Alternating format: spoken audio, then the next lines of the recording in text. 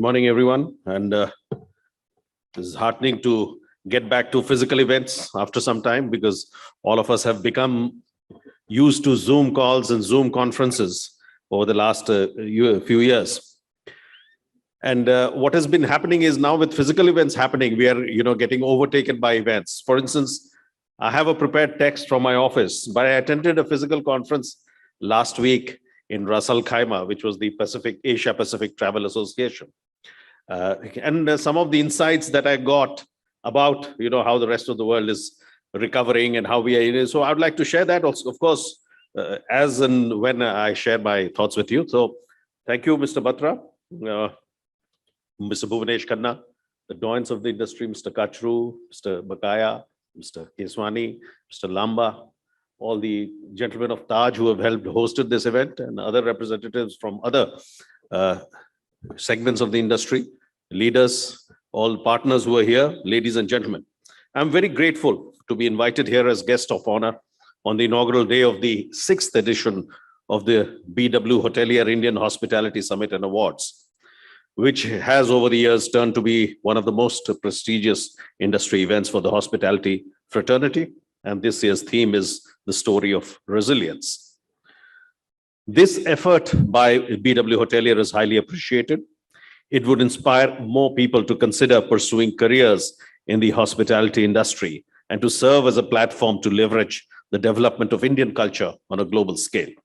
So I would take this opportunity to appeal, because whenever I travel to the hospitality institutes in the country, I find that there is a reluctance on behalf of the students to join, and the parents themselves, because of the developments of the last year and the fact that job prospects were not very good in the last 2 years. So I think there needs to be an outreach between the academic institutions in the hospitality industry and the industry, so that the disconnect that is there, that on one side we have an expansion happening, and on the other side we have a huge youth force which wants to get into the job market, and they're looking for alternatives such as retail or other sectors. So I think I would take this occasion to appeal to the industry to plug the gaps that are happening. With the large Indian diaspora that we see settling in various parts of the world, hospitality has truly gone global. And my experience last week in Dubai and Ras Al Khaimah was the same.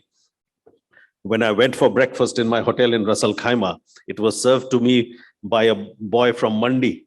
When I went for the lunch, there was somebody who had gone to Amity University in Noida.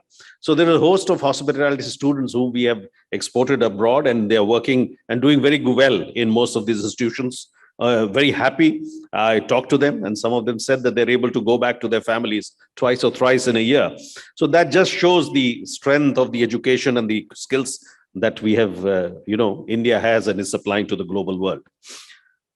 So we are one of the most global popular tourism destinations. And as a result, the tourism and hospitality industry has emerged as one of the key drivers of growth in the services sector.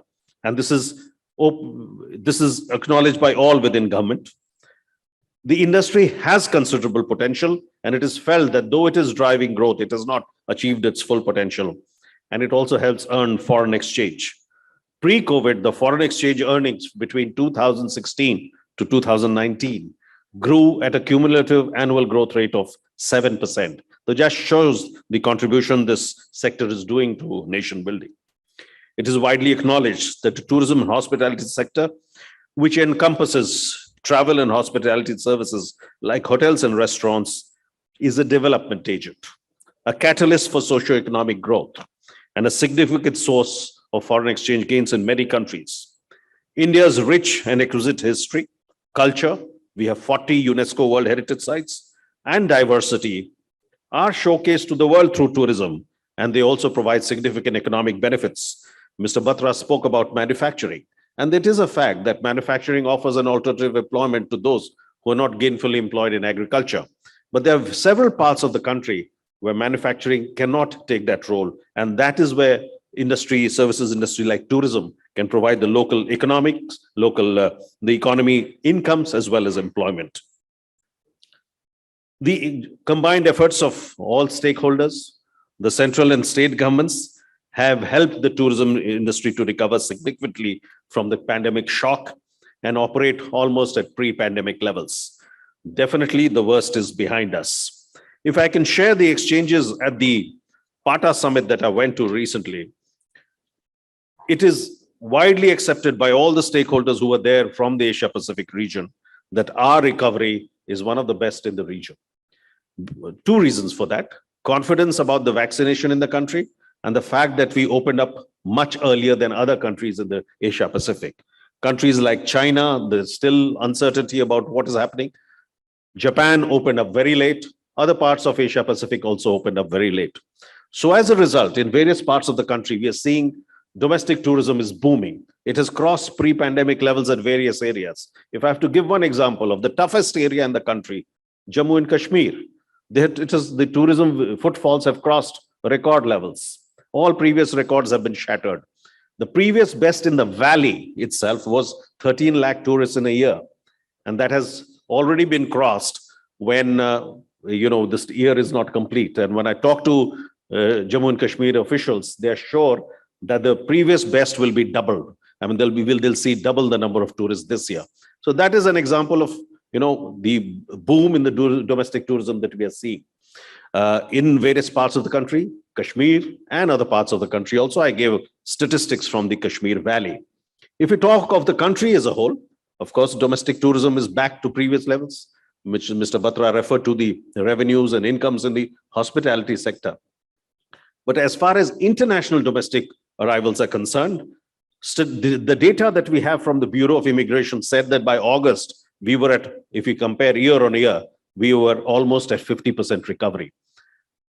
At the summit, there's a company some of you would be aware of, which does studies of advanced bookings and forward keys. They presented an analysis which is led by their CEO, an Italian gentleman. And of course, he projected that India's recovery was very good. He felt that, in fact, in terms of international inbound, we were already at almost 70% of international inbound compared to pre-COVID levels.